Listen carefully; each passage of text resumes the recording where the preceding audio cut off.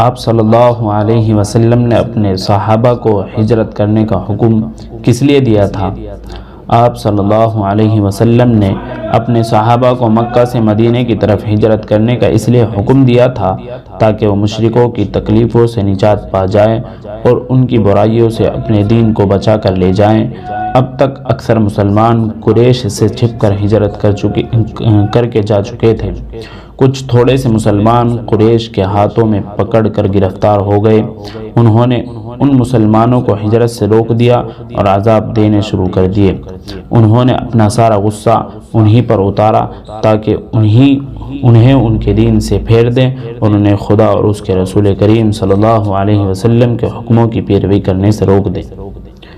اب رسول کریم صلی اللہ علیہ وسلم اپنی ہجرت کے لیے خدا کے حکم کا انتظار کر رہے تھے تاکہ اپنے ان ساتھیوں سے جا ملیں جنہوں نے اپنے وطن کو چھوڑ کر خدا کی راہ میں ہجرت کی تھی اور اپنے سامان، مال اور دولت اور اپنی اولاد کو اس لیے چھوڑ دیا تاکہ مدینہ میں ان انصاریوں کے ساتھ جا ملیں جنہوں نے رسول کریم صلی اللہ علیہ وسلم کی مدد کی تھی اور خدا کی راہ میں جہاد کرنے اور آپ صلی اللہ علیہ وسلم کا ساتھ دینے کا عہد کیا تھا۔ مسلمانوں کو اپنے خدا اور رسول کریم صلی اللہ علیہ وسلم اور اپنے دین سے جس قدر عشق تھا اس کی سب سے بڑی مثال ان کی ہجرت ہے۔ مسلمانوں نے صرف اپنے خدا اور رسول کو خوش کرنے اور اپنے دین کو دشمنوں سے بچانے کے لیے اپنا گھر بار، اپنی جائیدادیں اور اپنے وطن کو چھوڑ دیا اور اجنبی شہر اور اجنبی لوگوں میں جا کر رہنے لگے۔ ادھر مدینہ کے مسلمانوں نے اپنے ان اسلامی بھائیوں کے واسطے اپنے خزانے اور اپنے گھروں کے دروازے کھول دیے۔ دوسری طرف رسول کریم صلی اللہ علیہ وسلم ابھی تک مکہ ہی میں تھے جہاں قریش آپ صلی اللہ علیہ وسلم کے خلاف بڑے بڑے پروگرام بنا رہے تھے اور خدا نخواستہ آپ کو قتل کرنے کی سازشیں کر رہے تھے۔ ایک روز قریش کے سب بڑے بڑے لوگ ایک جگہ جمع ہوئے جس کا مقصد یہ تھا کہ آپس میں مشورہ کر کے رسول کریم صلی اللہ علیہ وسلم کے خلاف اب کوئی آخری اور سخت سے سخت کارروائی کریں، کیونکہ اب تک تو انہوں نے جو کارروائیاں بھی کی تھی ان کا نتیجہ الٹا ہی ہوا تھا۔ ادھر وہ مسلمانوں کے ہجرت کا حال بھی دیکھ رہے تھے اور یہ بھی دیکھ رہے تھے کہ مدینے والوں نے ان کے ساتھ کس قدر عزت اور محبت کا برتاؤ کیا ہے۔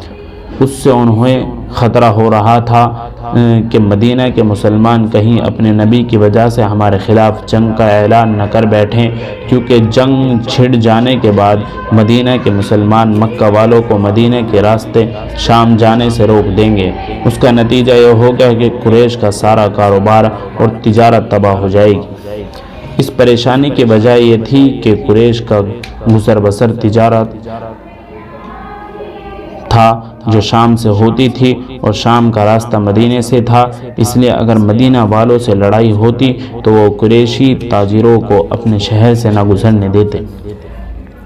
غرض وہ بہت پریشان تھے، اس لیے انہوں نے رائے مشورہ کے لیے میٹنگ کی تاکہ کسی طرح رسول کریم صلی اللہ علیہ وسلم کو اپنے راستے سے ہٹا دیں۔ اب ایک شخص کھڑے ہو کر رائے دے، محمد صلی اللہ علیہ وسلم کو ایک کمرے میں ڈال دو اور اس کے تمام راستے بند کر دو، اس کے بعد دیکھو اس کا ویسا ہی حال ہو جائے گا جیسے اس سے پہلے اس کے جیسے شاعروں کا ہو چکا ہے۔ دوسرے نے جواب دیا، خدا کی قسم اگر تم نے اسے بند کر بھی دیا تو اس کا فرمان اس بند دروازے کے پیچھے سے بھی نکل کر اس کے ساتھیوں تک پہنچ جائے گا اور پھر وہ لوگ تمہارے اوپر چڑھائی کر کے اس کو تمہارے ہاتھوں میں سے چھین کر لے جائیں گے۔ یہ سن کر تیسرے نے کہا، میری رائے میں اس کو پکڑ کر کسی دور دراز کی سرزمین میں چھوڑ آؤ، پھر وہ ہماری طرف سے کہیں بھی جائے ہم اس سے بے فکر ہو جائیں گے۔ اس پر کسی نے جواب دیا، میری یہ رائے نہیں ہے، کیا تم دیکھتے نہیں کہ اس کی باتیں کتنی اچھی لگتی ہیں، اس کی گفتگو کتنی میٹھی ہوتی ہے اور ان لوگوں کے دلوں میں اس کا کتنا احترام ہے، اس طرح اس کی طرف سے اطمینان نہیں ہو سکتا، کیونکہ اگر وہ عربوں کی کسی بستی میں پہنچ گیا تو اپنی باتوں سے ان کا دل جیت لے گا۔ نتیجہ یہ ہوگا کہ وہ اس کے ساتھ ہو جائیں گے اور پھر ان کی مدد سے وہ تم پر چڑھائی کر کے تمہیں رون ڈالے گا۔ اس طرح تمہاری عزت اور تمہاری سرداری بھی تمہارے ہاتھوں سے چھن جائے گی۔ غرض سب اس طرح اپنی اپنی رائے دیتے رہے اور ایک دوسرے سے الجھتے رہے، مگر کوئی فیصلہ نہیں ہو سکا۔ اب ابو جہل بولا، اگر آپ لوگ قبول کریں تو محمد صلی اللہ علیہ وسلم کے بارے میں میری کچھ اور رائے ہے۔ لوگوں نے کہا، کیا ہے ابو جہل، بتاؤ۔ ابو جہل نے کہا، میری رائے ہے کہ ہم ہر قبیلے کا ایک نوجوان لے جو بہادر بھی ہو اور طاقتور بھی ہو، اور پھر ہر ایک کو ایک نہایت عمدہ اور تیز تلواریں دیں۔ تلواریں لے کر وہ نوجوان محمد کے پاس جائیں اور سب مل کر ایک ساتھ اس کی تلواریں ماریں اور اسے قتل کر دیں۔ اس طرح ہر قبیلہ اس کے قتل میں شریک ہو جائے گا۔ اس کا نتیجہ یہ ہوگا کہ بنی عبد مناف اگر اس کا بدلہ لینے کے لیے لڑنا چاہیں گے تو انہیں تمام قبیلوں سے لڑنا پڑے گا، جس کی وہ کبھی ہمت نہیں کریں گے۔ بس پھر وہ ہمارے سے لڑنے کی بجائے جان کی قیمت لینے پر راضی ہو جائیں گے، جو ہم ادا کر دیں گے۔ اس رائے کو سب مجلس والوں نے بے حد پسند کیا۔ انہوں نے خوش ہو کر کہا، ابو جہل بس رائے تو تمہاری ہی ٹھیک ہے۔ اس کے بعد مجلس پر برخاست ہو گئی۔ سب لوگ بہت خوش اور مگن تھے، گویا انہوں نے ابھی سے یہ سمجھ لیا تھا کہ وہ اپنے ناپاک ارادے میں کامیاب ہو گئے ہیں۔ وہ لوگ ان نوجوانوں کو چننے لگے جو گویا خدا نخواستہ آپ کا کام تمام کریں گے۔ ساتھ ہی انہوں نے نوجوانوں کو دینے کے واسطے تلواریں بھی چھانٹنی شروع کر دی۔ ادھر تو یہ ہو رہا تھا اور ادھر خدا نے اپنے نبی کو اس چال سے بچانے کا سامان کیا۔ حضرت جبرائیل علیہ السلام نے آ کر آپ کو قریش کے اس ارادے کی اطلاع دی اور خدا کا ایک پیغام پہنچایا کہ آج رات کو آپ اپنے بستر پر نہ سوئیں۔ ادھر خدا نے آپ کو ہجرت کرنے کی اجازت دے دی۔ رسول کریم صلی اللہ علیہ وسلم کی عادت تھی کہ آپ روزانہ 2 مرتبہ حضرت ابو بکر صدیق رضی اللہ تعالی عنہ کے مکان پر صبح اور شام کو تشریف لے جایا کرتے تھے، لیکن اس روز آپ صدیق اکبر کو ہجرت کی اطلاع دینے کے لیے دوپہر کے وقت ان کے گھر تشریف لے گئے۔ حضرت ابو بکر صدیق کے مکان پر پہنچ کر آپ نے دستک دی۔ صدیق اکبر نکلے اور اس دوپہر کے وقت رسول کریم صلی اللہ علیہ وسلم کو دیکھ کر بے اختیار کہہ اٹھے، ضرور کوئی خاص بات ہے کہ میرے آقا، ضرور کوئی خاص بات ہے جو رسول کریم صلی اللہ علیہ وسلم اس وقت تشریف لائے ہیں۔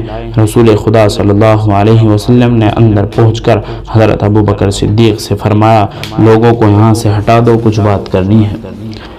حضرت ابو بکر صدیق رضی اللہ تعالی عنہ نے جواب دیا، یا رسول اللہ، یہاں صرف میری 2 لڑکیاں عائشہ اور اسما ہیں، جو آپ کے لیے بھی گھر والوں ہی کی طرح ہیں، اس لیے جو بات بھی ہو آپ نے بے تکلف فرما دیجیے۔ تب رسول کریم صلی اللہ علیہ وسلم نے ارشاد فرمایا، مجھے خدا نے ہجرت کی اجازت عطا فرمائی ہے اور میں آج رات ہی کو مدینے کے لیے روانہ ہو رہا ہوں۔ یہ سن کر حضرت ابو بکر صدیق رضی اللہ تعالی عنہ نے بڑے اشتیاق سے پوچھا، یا رسول کریم صلی اللہ علیہ وسلم، میرے ماں باپ آپ پر قربان ہو، کیا مجھے بھی ساتھ چلنے کی اجازت حاصل ہوگی؟ آپ نے فرمایا، ہاں آپ ساتھ ہوں گے۔ یہ سن کر حضرت ابو بکر صدیق رضی اللہ تعالی عنہ کے خوشی سے آنسو نکل آئے۔ پھر انہوں نے عرض کیا، یا رسول اللہ، میں پہلے ہی سفر کے لیے 2 سواریوں کا انتظام کر چکا ہوں، اس لیے آپ پر میری ماں باپ قربان ہو، ان میں سے کوئی ایک آپ لے لیجیے۔ آپ نے فرمایا، میں قیمت دیے بغیر نہیں لوں گا۔ حضرت ابو بکر صدیق رضی اللہ تعالی عنہ نے عرض کیا کہ جیسے آپ کی خوشی ہو میں اسی میں خوش ہوں، یعنی اگر آپ قیمت دے کر اونٹ لینے نہ چاہتے ہیں تو ایسا ہی کر لیجئے۔ حضرت عائشہ رضی اللہ تعالی عنہا اور حضرت اسماء نے اپنے والد کے حکم پر سفر کا سامان اور ناشتہ تیار کرنا شروع کیا۔ اسماء نے ایک دسترخوان میں کھانا لپیٹ دیا اور ایک مشکیزے میں پانی بھر دیا۔ اب انہوں نے ان دونوں چیزوں کو ایک ساتھ باندھنا چاہا، مگر اس قسم کی کوئی ڈوری وغیرہ انہیں نہیں ملی، اس لیے انہیں اور کچھ نہ ملا تو انہوں نے اپنی اوڑھنی پھاڑ کر اس کے 2 ٹکڑے کر دیے، ایک سے کھانے کا برتن اور پانی کا مشکیزہ باندھ دیا اور دوسرا اپنی کمر سے باندھ لیا۔ اس وقت سے ان کا لقب دو اوڑھنی والی پڑ